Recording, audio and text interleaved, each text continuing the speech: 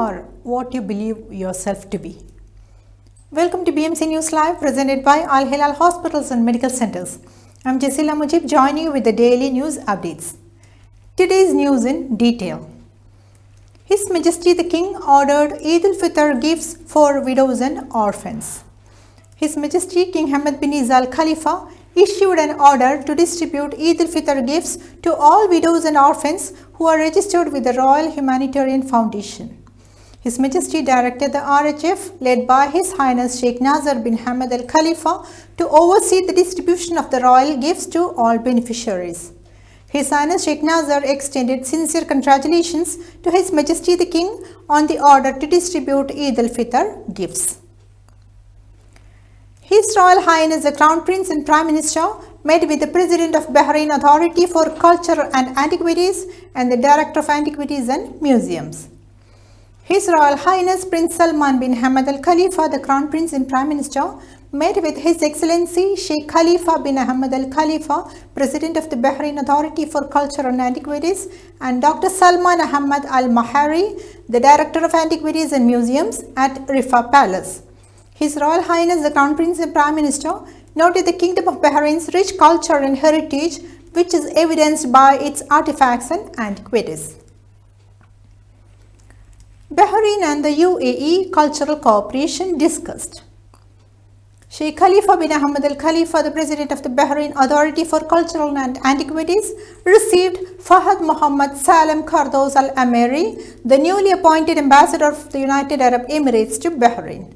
Sheikh Khalifa emphasized the deep-rooted Bahraini-Emirati relations, highlighting their shared commitment to enhancing cultural cooperation across various domains. Parliamentary delegation participated in the inter-parliamentary meeting.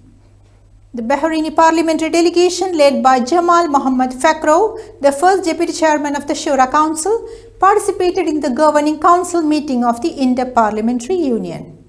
The meeting, held on the sidelines of the 148th IPU Assembly and related meetings hosted by Geneva in Switzerland, reviewed the reports of the IPU's standing committees regarding the topics discussed during their meetings in recent days. China launched a new satellite to monitor atmospheric and space environments. China launched a new satellite from Taiyuan Satellite Launch Center in its northern Shanxi province on Wednesday morning. The satellite has entered the preset orbit and will be used for atmospheric and marine environment surveys, space environment monitoring, disaster prevention and reduction, and scientific experiments. Now we go for a short commercial break.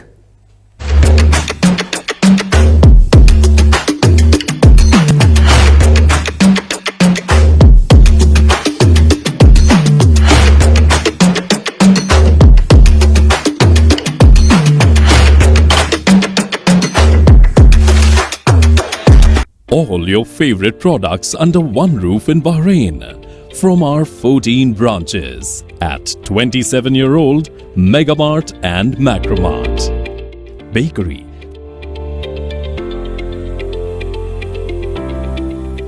fresh meat and fish,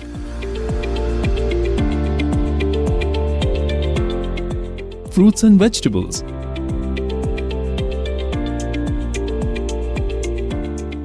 sweets and snacks, ready-to-eat foods, dairy products, grocery or consumer goods. To have a wonderful shopping experience, please visit your nearest Megamart Macromart branch. Megamart and Macromart, full of goodness.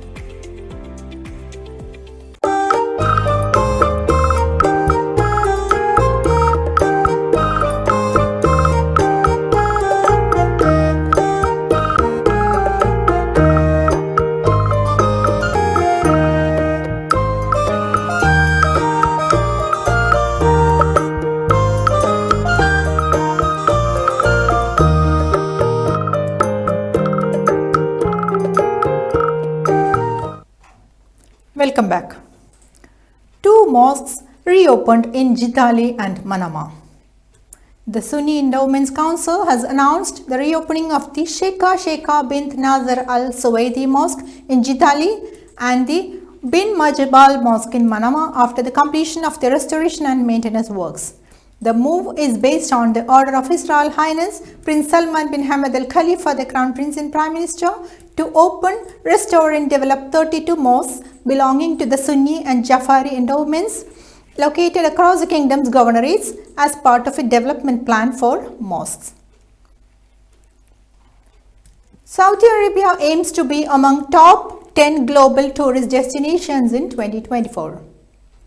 Saudi Arabia aims to be among the top 10 global tourist destinations this year, with a national tourism strategy aiming to attract more than 150 million visitors by 2030.